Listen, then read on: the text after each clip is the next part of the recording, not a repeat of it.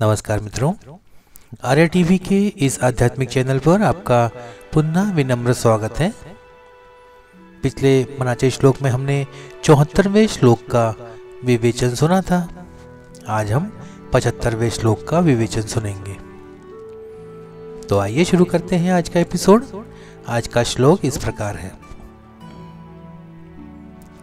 समस्ता मध्ये सार साचार आहे, कळेना तरी सर्व शोधून पाहे, जीवा संशयो वा उगातो तजावा, प्रभाते मनी राम चिंतित जावा।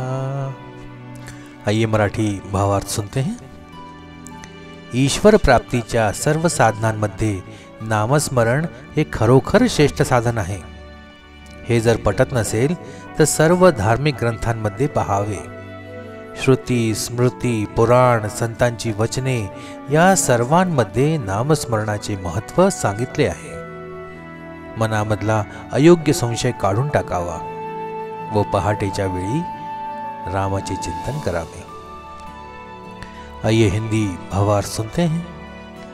ईश्वर प्राप्ति के सभी साधनों में नामस्मरण वास्तव में श्रेष्ठ साधन है।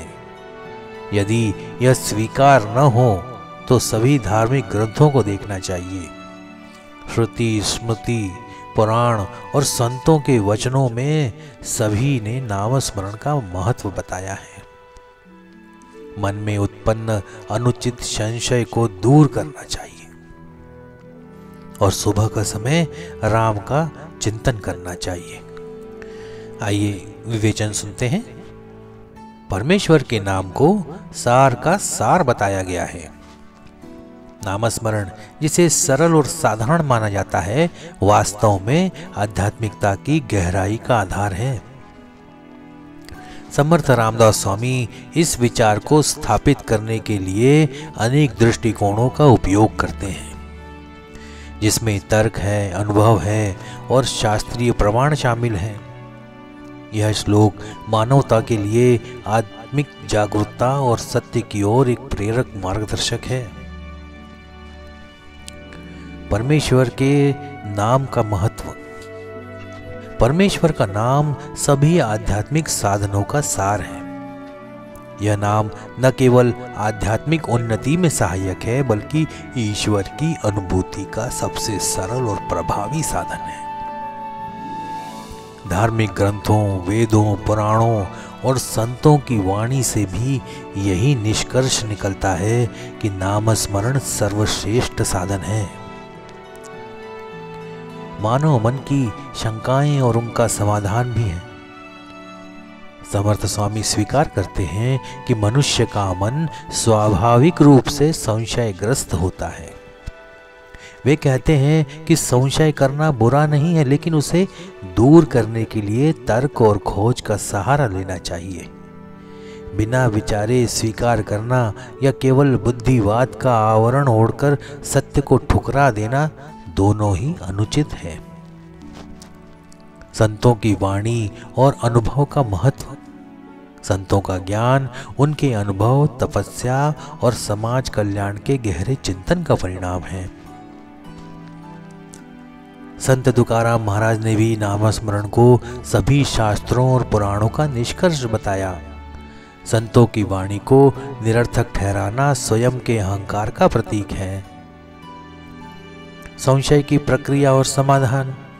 संशय से बचने के लिए ईमानदारी और समर्पण के साथ ज्ञान और मार्गदर्शन प्राप्त करना चाहिए। उदाहरण स्वरूप उपनिषदों में इंद्र और विरोचन की कथा से यह सिखाया गया कि केवल गुरु वाक्य को ज्यों का त्यों स्वीकार करना पर्याप्त नहीं है। गहराई से चिंतन और प्रश्न करना भी आवश्यक है। आत्म प्रेरणा और नामस्मरण की शक्ति। नामस्मरण न केवल मनुष्य को ईश्वर से जोड़ता है, बल्कि उनके भीतर की शुद्धता और शांति को भी जागरूक करता है।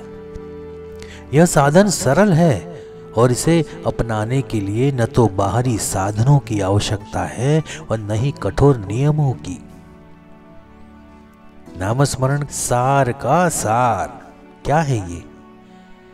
परमेश्वर का नाम साकार और निराकार दोनों रूपों में एक सेतु का कार्य करता है। यह व्यक्ति को उसकी भौतिक सीमाओं से परे ले जाकर ईश्वर के निकट लाता है। नाम का उच्चारण मनुष्य के मन को शुद्ध करता है। यह व्यक्ति को अहंकार, मोह और अज्ञान से मुक्त करता है। नामस्मरण के माध्यम से ईश्वर के प्रति समर्पण और भक्ति बढ़ती है। समर्थ रामदास स्वामी ने वेद, पुराण, उपनिषद और संतों की वाणी को नामस्मरण के महत्व के प्रमाण के रूप में उद्धृत किया है।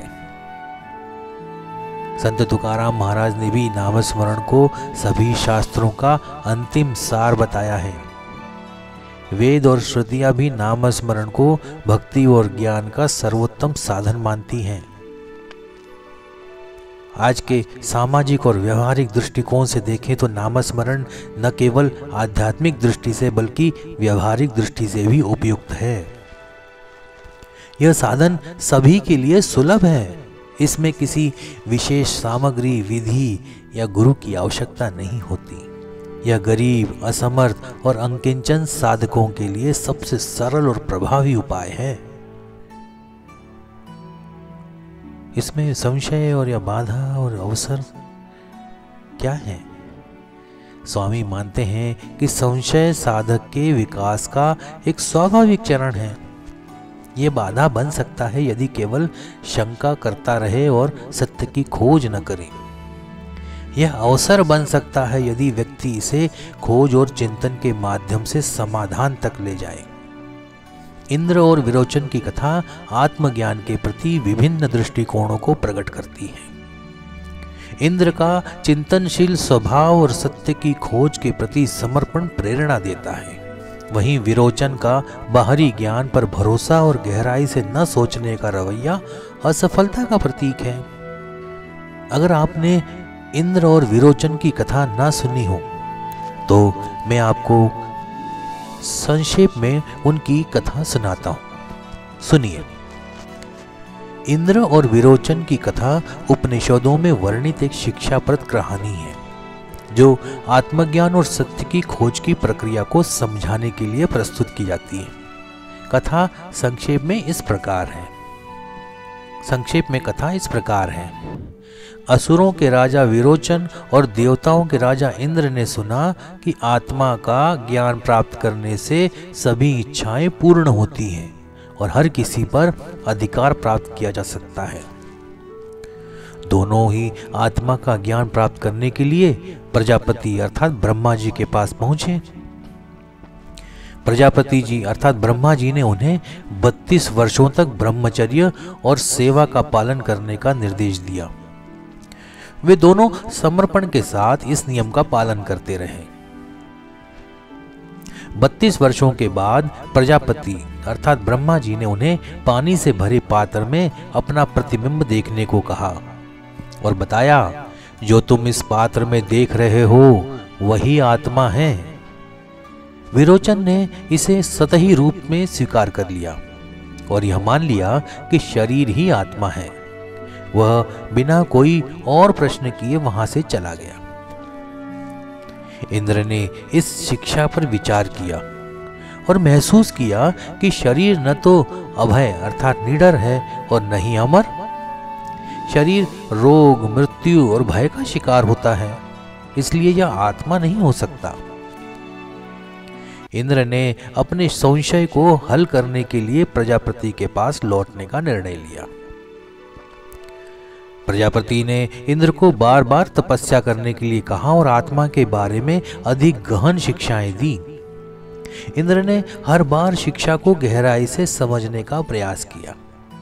अंततः इंद्र को यह सच्चा ज्ञान मिला कि आत्मा न शरीर है, न मन है और न ही कोई बाहरी वस्तु।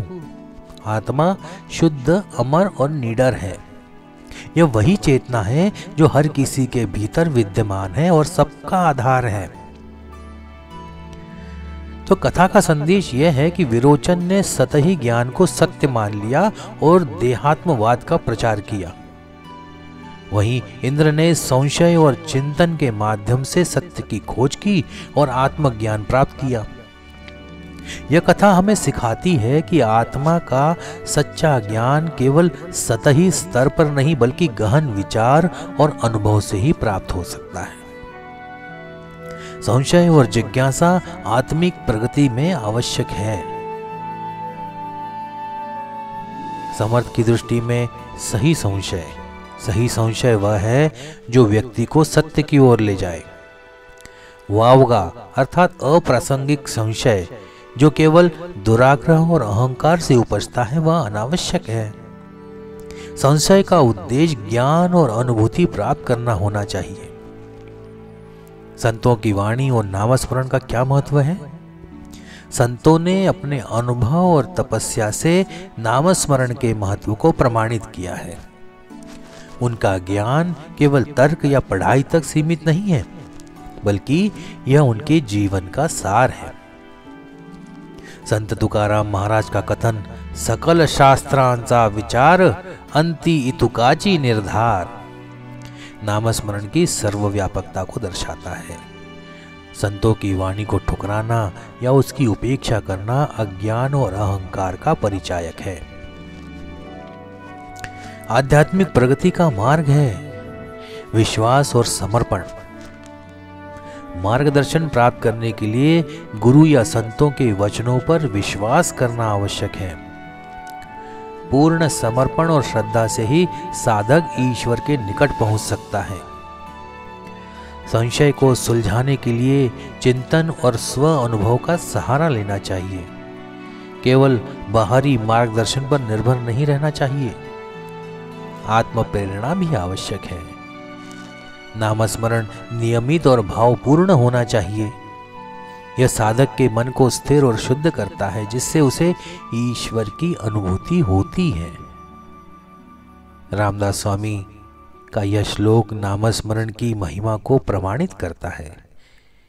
यह हमें सिखाता है कि संशय और खोज दोनों ही आत्मिक विकास का हिस्सा है। संतों और शास्त्रों की वाणी पर विश्वास रखते हुए हमें अपने अनुभव से नामस्मरण की शक्ति को समझना चाहिए। मुख्य शिक्षाएं क्या हैं नामस्मरण की? तो नामस्मरण सभी साधनों का सार और सर्वोत्तम उपाय है।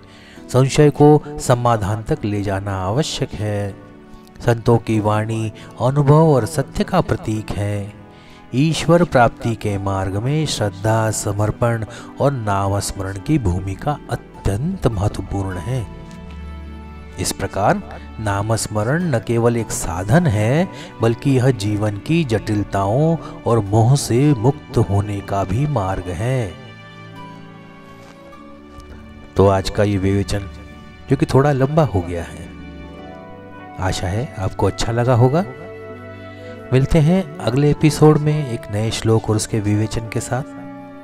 तब तक के लिए जय जय रघुवीर समर्थ। नमस्कार।